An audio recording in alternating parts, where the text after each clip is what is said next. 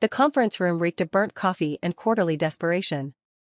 Blake Carver stood at the whiteboard like a corporate executioner, Patagonia vest straining, $200 marker in hand, declaring, "We need people who move quicker."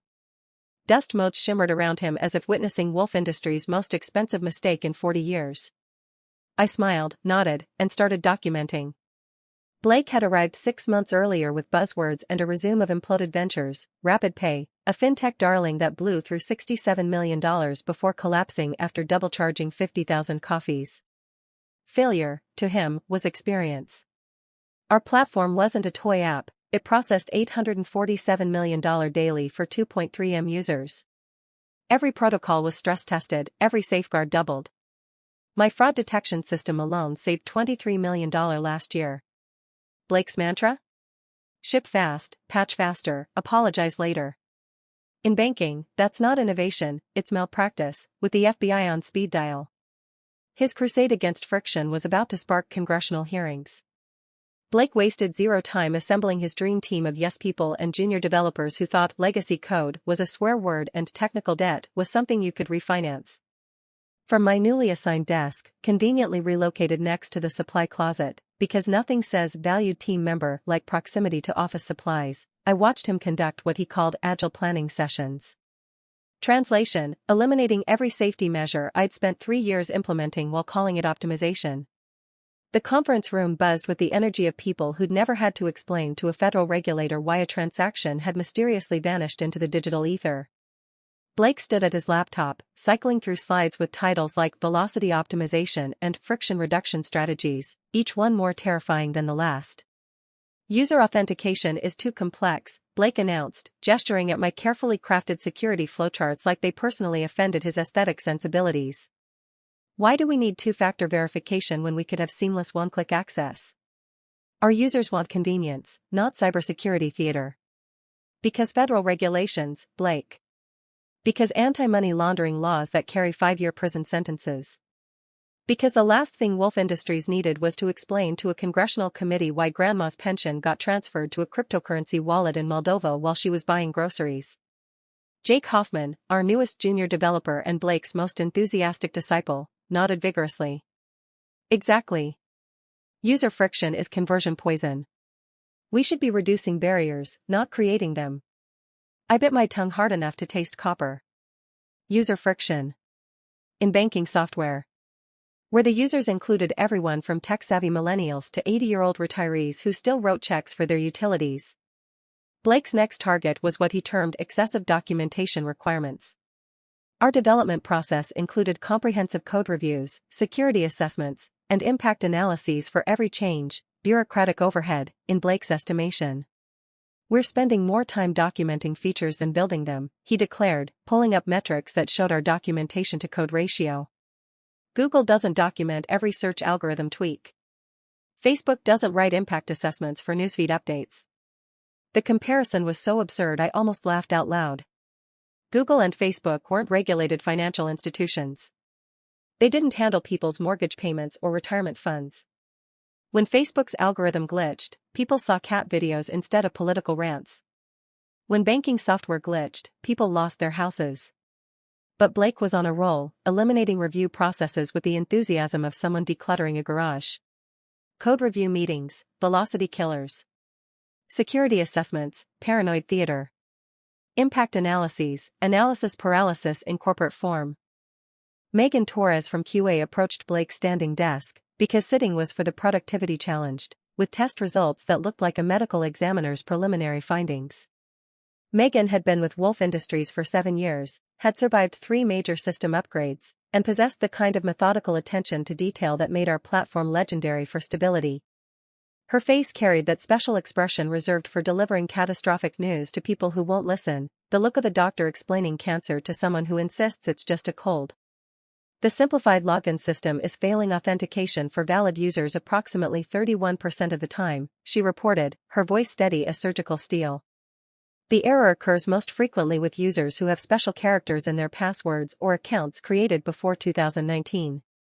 Blake barely glanced up from his triple monitor setup, where he was simultaneously managing Slack conversations, reviewing sprint boards, and probably optimizing his LinkedIn engagement metrics. Launch anyway. We'll iterate based on user feedback. User feedback. On banking software. From customers who couldn't access their money to pay their mortgages. Megan's left eye twitched almost imperceptibly, a sign that would have sent our security team scrambling for backup protocols if they'd been paying attention. Blake, these aren't minor usability issues. We're talking about complete authentication failure for nearly a third of our user base. Edge cases, Blake declared with the confidence of someone who'd never received a call from a customer service representative explaining why 300,000 people couldn't access their paychecks on Friday afternoon.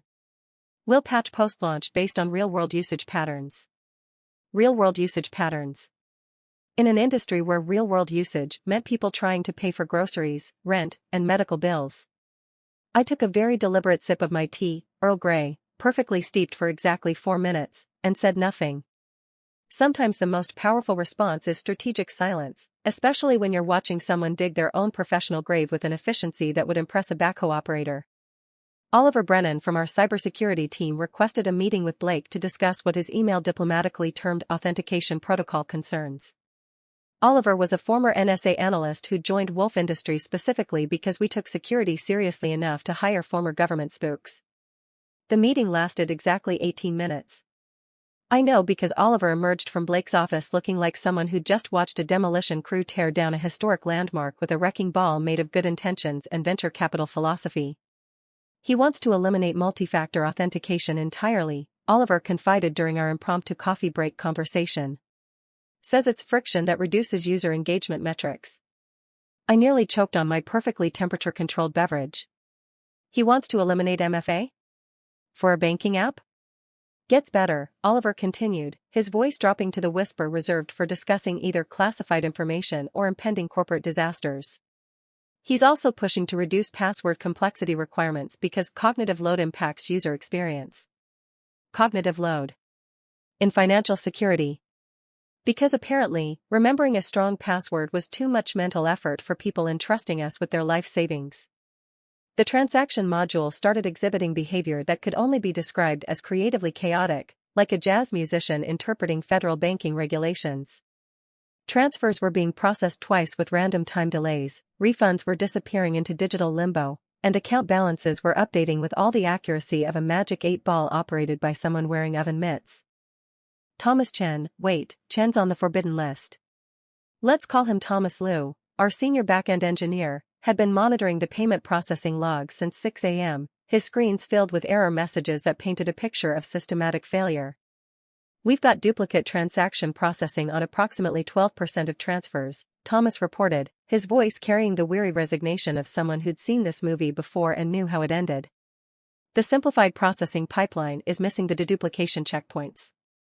Those deduplication checkpoints hadn't been simplified, they'd been eliminated entirely because Blake considered them unnecessary complexity that impacts transaction velocity.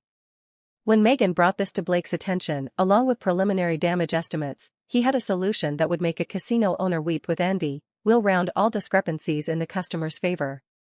Good PR move, builds trust through generous error handling. Good PR move. For a company that processed nearly $1 billion daily. The mathematics of that generosity were going to hurt like a migraine in a fireworks factory. Blake, Megan said with the patience of someone explaining fire safety to a pyromaniac, we're not talking about rounding errors. We're talking about systematic double charging followed by systematic overcompensation. The liability exposure is exponential. Exponential is just another word for scalable impact, Blake replied, apparently having attended the school of corporate doublespeak with a minor in mathematical ignorance. The first wave of customer complaints hit our service desk like a tsunami of justified anger. Sandra Williams, our customer service manager and a 23-year veteran of dealing with financial software disasters, appeared at Blake's workstation with printouts that looked like casualty reports from a digital battlefield. We're receiving complaint calls at triple normal volume, Sandra reported, her voice maintaining professional composure despite what had to be mounting panic behind the scenes. Users are reporting double charges, missing transactions, and authentication lockouts that our standard reset procedures can't resolve. Blake glanced up from his laptop with the expression of someone who'd just been informed that water was wet. Growing pains. Every major platform update experiences initial user friction. User friction. That was Blake's explanation for everything, apparently. The digital equivalent of blaming the weather for a house fire. Blake, we're not talking about friction, Sandra continued with the persistence of someone who'd dealt with actual financial crises. We're talking about customers who can't access their accounts to pay rent. People whose paychecks are being held hostage by authentication errors. Small business owners whose transaction processing has become completely unpredictable. We'll scale customer service response accordingly, Blake declared, as if throwing more people at a systemic problem would somehow make the system less broken. At exactly 3:52 p.m., I received an email that made my afternoon considerably more interesting. Samantha Reed from Legal Compliance had scheduled an emergency regulatory review with Blake, and the subject line carried that special kind of corporate urgency usually reserved for SEC investigations and congressional subpoenas. Samantha was Wolf Industries' version of a forensic accountant crossed with a federal prosecutor, with the investigative instincts of a bloodhound and the personality of a tax auditor on espresso. She could spot a Dodd-Frank violation from orbit and had once identified a potential money laundering scheme by noticing an unusual pattern in transaction timestamps. The meeting was scheduled for 30 minutes. It lasted 12. Blake emerged from the conference room looking like he'd been interrogated by the SEC, FBI, IRS, and his own conscience simultaneously, then audited by all of them for good measure. His usual Silicon Valley swagger had been replaced by the haunted expression of someone who'd just discovered that disruptive innovation sometimes disrupts federal compliance requirements. Turns out, when you streamline banking software, you sometimes accidentally streamline away those pesky federal audit requirements. Those redundant transaction logs Blake had eliminated? The ones I'd insisted were unnecessarily complex data retention requirements? They weren't suggestions from a paranoid engineer. They were mandated by banking regulations that carried both criminal penalties and personal liability for executives who willfully ignored them. The Sarbanes-Oxley Act doesn't have a disruption exception. The Bank Secrecy Act doesn't include provisions for agile compliance methodologies. And the Federal Deposit Insurance Corporation definitely doesn't offer innovation credits for creative interpretation of audit trail requirements.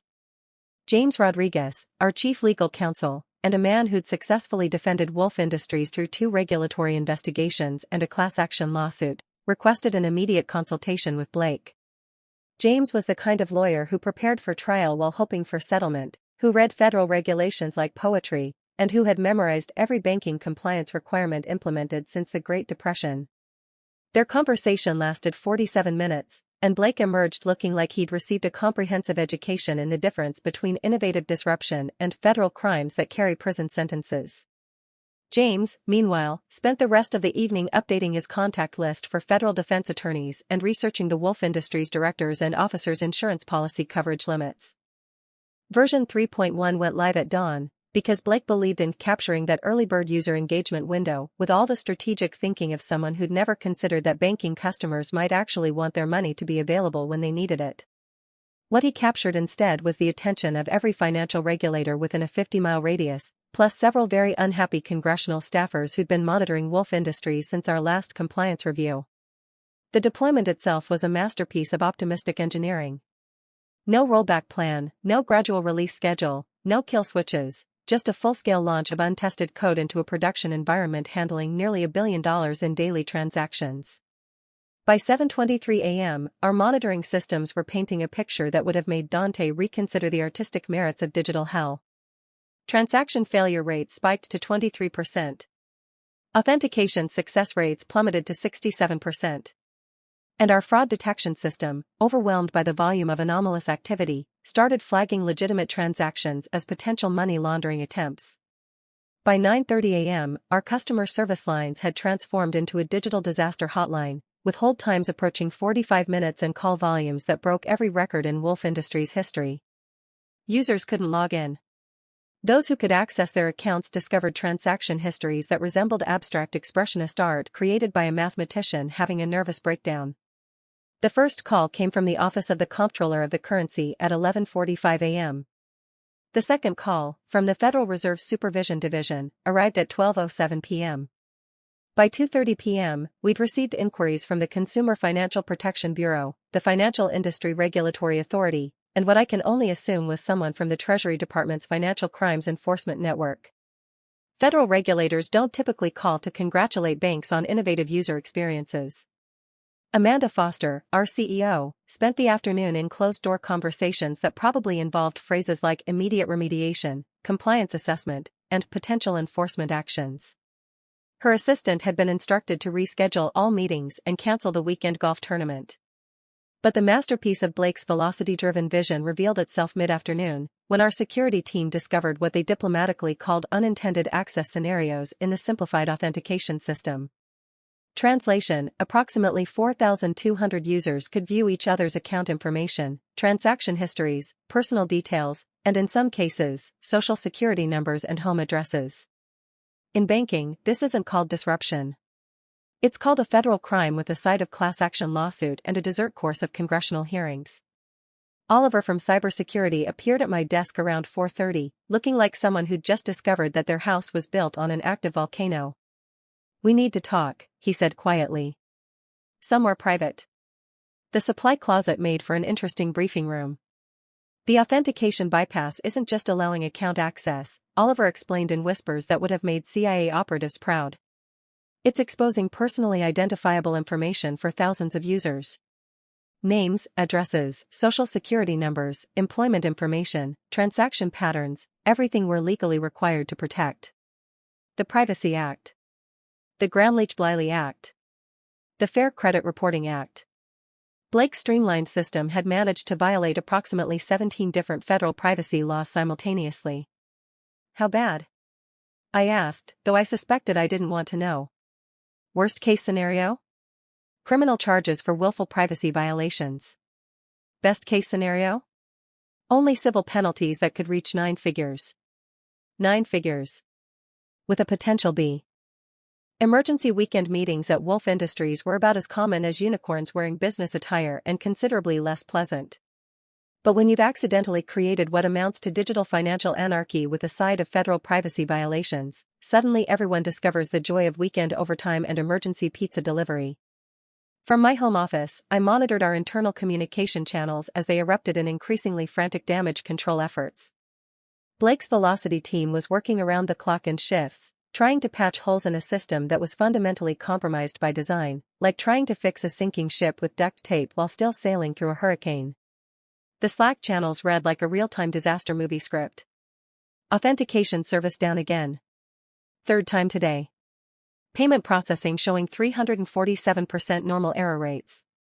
Customer service reporting death threats from users who can't access their accounts. Legal wants immediate documentation of all system changes since Monday. Federal regulators scheduled site visit for Tuesday morning. The preliminary damage assessment made for sobering reading, like a financial autopsy performed while the patient was still technically alive, $3.7 million in processing errors, 73,000 affected customer accounts, potential regulatory fines reaching 8 figures, a legal team that was updating their resumes and researching federal defense attorneys, and a PR department that had started drafting apology letters in 17 different languages. Wolf Industries Board of Directors held an emergency session via secure video conference, because nothing says corporate crisis management like trying to explain digital disasters through pixelated video feeds and choppy audio connections. I wasn't invited, of course, but the aftermath was visible throughout the building on Monday morning, executives walking with the careful precision of people who'd been comprehensively threatened with personal liability for corporate negligence. My phone rang with all the subtlety of a fire alarm during a library poetry reading. Blake's name flashed on the screen like a warning beacon, accompanied by the distinctive ringtone I'd assigned to people whose calls usually involved crisis management and overtime pay. "Irene," he began, and I could hear the desperation seeping through the digital connection like water through a cracked dam foundation. His voice carried the hollow quality of someone who'd spent the weekend discovering that consequences were more than theoretical concepts discussed in business school case studies. "I need you in the office first thing Monday morning. We have a critical situation that requires immediate attention." Critical situation. Like calling the Hindenburg disaster a minor aviation hiccup or describing the Titanic as experiencing temporary buoyancy challenges. "I'm afraid I can't help you there, Blake," I replied, settling deeper into my favorite armchair with a cup of perfectly brewed Earl Grey and a Sunday crossword puzzle. "You specifically stated that you needed people who move quicker. I wouldn't want to slow down your agile development process with my methodical, thorough approach to system architecture." The pause lasted long enough for me to complete 3 crossword clues, including a particularly challenging 7-letter word meaning poetic justice that started with N. Nemesis, perhaps. Look, I know we had our disagreements about development methodology, he finally managed, his voice carrying the desperate quality of someone who'd just realized that bridges, once burned, don't spontaneously reconstruct themselves. But you understand these systems better than anyone else on the team. You built most of the core architecture. Our disagreements. What a diplomatic way to describe systematic professional humiliation followed by public dismissal from projects I'd conceived, designed, and implemented. Blake, I said with the gentle patience usually reserved for explaining complex concepts to particularly slow children, when you removed me from product planning, you also eliminated my access to system documentation, code repositories, and architectural decision logs. Company policy is quite clear: no access privileges, no responsibility for system integrity. I could practically hear his brain processing this information like a computer trying to run modern software on Windows 95. Blake stormed into my workspace, the supply closet vicinity, like a man whose career was on fire and I was the only one holding a fire extinguisher, a bucket of water, and possibly a detailed evacuation plan. His usual Silicon Valley composure had been replaced by the disheveled appearance of someone who'd spent the weekend explaining to very serious people why federal banking regulations were innovation obstacles. His Patagonia vest looked rumpled, his designer glasses were slightly askew, and his hair bore the distinctive marks of repeated stress-induced self-styling. "Why is the app full of bugs?" he shouted, apparently having abandoned all pretense of executive composure in favor of raw panic mixed with desperate blame allocation. The entire floor went silent, not the comfortable quiet of focused concentration, but the profound stillness that occurs when everyone simultaneously realizes they're about to witness either a spectacular professional meltdown or a masterclass in workplace karma. Even the printer seemed to pause mid-job in anticipation of the show. I leaned back in my ergonomic chair, fingers steepled in a pose I'd learned from watching too many legal dramas and courtroom movies. The morning sunlight streaming through the nearby windows created perfect dramatic lighting for what was about to become the most satisfying conversation of my professional career. "That's a fascinating question, Blake," I said, my voice dropping to the conversational tone reserved for explaining basic concepts to particularly dense toddlers or corporate executives who'd confused arrogance with competence. "Would you prefer the technical explanation, the regulatory compliance summary, or the executive briefing version? I need solutions. Now. The board meets in 90 minutes, and they want accountability, action plans, and immediate remediation strategies." This was it. 7 days of watching Blake's hubris crumble like a poorly constructed house of cards in a hurricane had led to this singular, perfect moment. Time to deploy the nuclear option I'd been carefully preserving like a fine wine waiting for the right occasion. "Here's your fundamental problem," I began, standing and straightening my blazer with theatrical precision that would have impressed a Broadway performer. "When you removed me from product planning and revoked my system access credentials, you also eliminated my ability to maintain, monitor, or repair the systems I designed. Company policy clearly states, no access rights, no responsibility for code quality, system integrity, or regulatory compliance." Blake's complexion cycled through several fascinating shades of corporate panic, from startup optimism pink to regulatory investigation pale to potential criminal liability gray. But the real issue, the fundamental, systemic, catastrophic issue, is that you systematically eliminated every quality control mechanism, safety protocol, and compliance checkpoint I'd built into our platform over 5 years of careful, methodical, thoroughly tested development. I paused, letting that information sink in like water into a foundation crack during a freeze-thaw cycle. "Those redundant processes you streamlined? They were redundant by design, Blake. Financial software requires multiple fail-safes, backup systems, and verification protocols because when you're handling other people's money, move fast and break things translates to commit federal crimes and destroy lives." Blake opened his mouth to interrupt, but I wasn't finished delivering his professional obituary with all the ceremonial dignity it deserved. "The authentication failures exist because you eliminated multi-layer verification protocols that were specifically designed to prevent unauthorized access while maintaining user experience. The payment processing chaos stems from removing reconciliation checkpoints that caught duplicate transactions, processing errors, and potential fraud attempts. The security breaches, and yes, Blake, exposing 4,200 users' personal information constitutes multiple federal privacy violations, happened because you decided that compliance requirements were user experience friction rather than legal mandates with criminal penalties. The silence that followed was so complete I could hear the building's HVAC system cycling and someone's coffee maker gurgling 3 floors up. "Oh, and Blake?" I continued, my voice carrying the satisfaction of someone who'd just completed a particularly challenging puzzle. "That board meeting isn't about finding solutions or developing action plans. Samantha from compliance spent her weekend documenting every regulatory violation your velocity team introduced. The preliminary report is 37 pages long and includes sections on potential criminal liability, personal responsibility for executives, and estimated federal penalty calculations." I gathered my belongings with the unhurried precision of someone who'd just delivered a masterclass in professional vindication. "You want solutions? Here's the only solution that matters. Acknowledge that financial software engineering isn't a game where you can sacrifice safety for speed, admit that regulatory compliance exists for reasons more important than your velocity metrics, and start rebuilding every system you broke with the methodical, thorough, boring approach that actually works." Blake stood there looking like someone who'd just discovered that gravity was more than a theoretical concept and that professional consequences were remarkably similar to physics in their inevitability. The board meeting ran 4 hours and 11 minutes, longer than most films and far more dramatic. I know, because Blake left with a banker's box and the look of a man learning that careers fall with the same certainty as objects. His Patagonia vest was gone, replaced by a rumpled shirt. Swagger gave way to the careful shuffle of someone on black ice. CEO Amanda Foster, architect of Wolf Industries' rise and enforcer of zero regulatory tolerance, personally walked him to the elevators. Their exchange was brief, frigid, and final, the doors closing like a coffin lid on his tenure. As HR processed his remains, the wreckage of his week surfaced. The damage report read like a manual in financial malpractice: $3.7 million in transaction errors, 73,000 disrupted accounts, 31% login failures, 4,200 privacy breaches, 17 regulatory violations, a 400% spike in complaints with calls 28 times longer, $15.45 in fines, and over $100 million in potential lawsuits.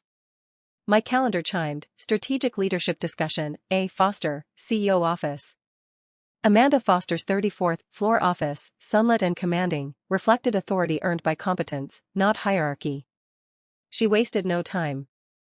"Irene, we owe you more than an apology," she said. "We owe you justice, recognition, and a significant promotion." Justice came as Blake's vacated product management role, higher pay, stock options, 45% raise, expanded authority over budgets and hiring, and resources to rebuild the QA systems Blake had wrecked. But the true vindication lay in Amanda's blunt clarity: your methodology may not dazzle investors, but it prevented us from explaining to regulators and 75,000 furious customers why their financial privacy was compromised. She glanced at the skyline. Blake was fast, yes, but speed without direction is chaos. Your approach builds systems that endure, comply, and protect. In financial services, that isn't preferable, it's survival.